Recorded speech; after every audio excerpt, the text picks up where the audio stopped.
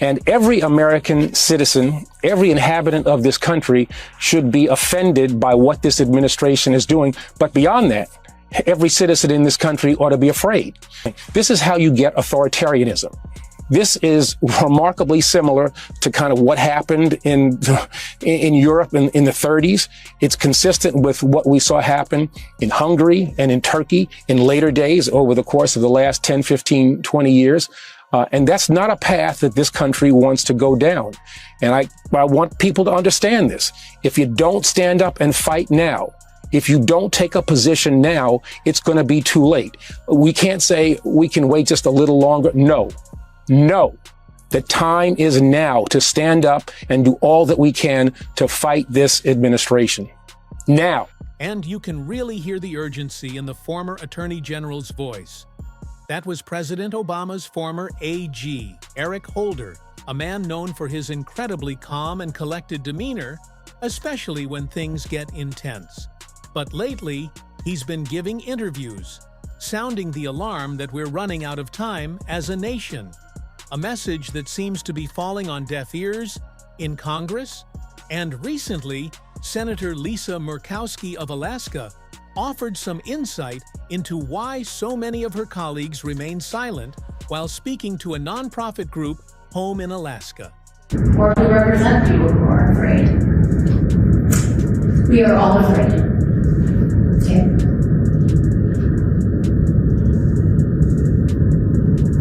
That's what I'm stating. But we are, we're in a time and a place where I don't know. I certainly have not. I have not been here before. And I'll tell you, I'm oftentimes very anxious myself about using my voice, because retaliation is real, and that's not right. But that's what you've asked me to do. And so I'm going to use my voice to the best of my ability. And sometimes it will be viewed in a way that, well, that's pretty confrontational. And other times it's going to be using my mother's charm that I learned as a young girl, and in direct communication with those that I've made relationships with, and am able to affect some change that way. But I've got to figure out how I can do my best to help the many who are so anxious and are so afraid. Firstly, I think she's brave to admit this. She's got more courage than all those ass-kissing sycophants in there, like Ted Cruz, Lindsey Graham, Josh Hawley, and the list goes on. But yes, Senator, many of us are legitimately afraid, but it is your job as a member of Congress to be the check on this out-of-control, lawless executive branch we're all living under right now, this fresh hell. And as AG Holder said, you don't have much time to figure this out, Senator. Whether your game plan is to be charming or confrontational, this is war. We're in a war for the very freedoms of this nation. We're fighting literal modern-day Nazis. So, I don't know, switch to independent, start caucusing with the Democrats, form a coalition that stops this madman. Do not delay. And this is how far America has fallen in less than 100 days of Trump's regime. According to The Economist, the Pentagon, under the disastrous leadership of Pete Hegseth, recently questioned an ally about why they were still supplying weapons to Ukraine. And, as an aside, do we even have any allies left who aren't on the axis of evil? Anyway, the report mentions that Trump aides are tired of European efforts to strengthen Ukraine. In other words, the Trump regime is tired of fortifying democracy. It's very clear they're not on the side of democracy. And it's very clear if you're paying attention to news outside the Fox News and Newsmax bubble. that Donald Trump is very much in the hands of Vladimir Putin. It gives me chills, but I genuinely feel like Vladimir Putin is operating within the White House, that he has unfettered access to anything he wants to know about our government, which is beyond terrifying. And the Trump regime is openly defying a Supreme Court order, just as they defied Judge Boasberg's order to turn those planes around that were full of kidnapped migrants on their way to El Salvador. Has been openly defying court orders in a myriad of cases, including the case of Kilmar Abrego Garcia. A Maryland federal judge had ordered his return, but the Trump administration has said no. Now, MS-13 is characterized, as they should be, as an FTO, as a foreign terrorist organization. So he is not coming back to our country. President Bukele said he was not sending him back. That's the end of the story.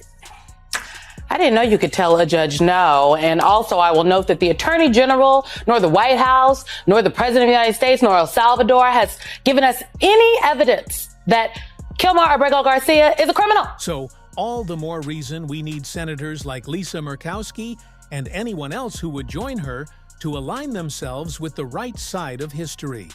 Look at brave Senator Chris Van Hollen today, who literally put his life on the line by going to El Salvador to find and defend one of his constituents. Let his courage inspire you. If you need to borrow some of his courage to stand up against this authoritarian regime, Senator Murkowski and others, do it. Do it right now. And as Melissa Murray, a law professor at NYU, points out, the judicial branch cannot be expected to do all the heavy lifting alone against this runaway and criminal executive branch. The courts are doing a Herculean job right now, standing up to this administration, but it's not really the job that they were intended to do, or at least not what they were intended to do alone. This is a tripartite system of government. The judiciary is just one branch. The other branch is Congress. And I would say here, with all due respect to Congressman Khanna, who I know from law school, Congress has completely abdicated the field here. And I know that the Democrats are not in a majority here, but this is a situation where a president is acting so lawlessly that Congress should be empowered to act, whether it is through oversight, whether it is through the power of the purse. Turn off the lights in the White House until there is compliance with the judicial order. There are lots of things that Congress can do if it has the will to do it, if it is acting on behalf of the American people. And that is the question here, too. And I want people to understand this. If you don't stand up and fight now, if you don't take a position now, it's going to be too late. It's way past time for action, and this regime is escalating its tactics. A Trump crony is now threatening to arrest anyone who advocates for wrongfully detained or kidnapped immigrants, like Kilmar Abrego Garcia. And he's just one of many. That's right, they're threatening us for exercising our First Amendment rights, for upholding the very Constitution this nation was founded on. This is not the America I thought I lived in, but it's the one we're facing right now. So, while law firms are folding, learning that you can't appease a dictator, iconic institutions like Harvard are saying, "No thanks, we'll see you in court." The same goes for Sussman Godfrey, a firm threatened with an executive order. They immediately filed a 66-page counter-lawsuit. And in a moment of such cowardice from some of America's biggest law firms, this excerpt brings me great comfort. The firm stated that the president's executive order goes far beyond law firms and lawyers. The executive order targeting Sussman Godfrey is unconstitutional and retaliatory. No administration should be allowed to punish lawyers for simply doing their jobs, protecting Americans and their constitutional right to the legal process. Today, it is our firm that's under attack, but tomorrow it could be any of us. As officers of the court, we are duty-bound to fight against this illegal executive order. Bravo! Duty-bound. They're upholding their oath to be officers of the law, officers of the court. That's where we are.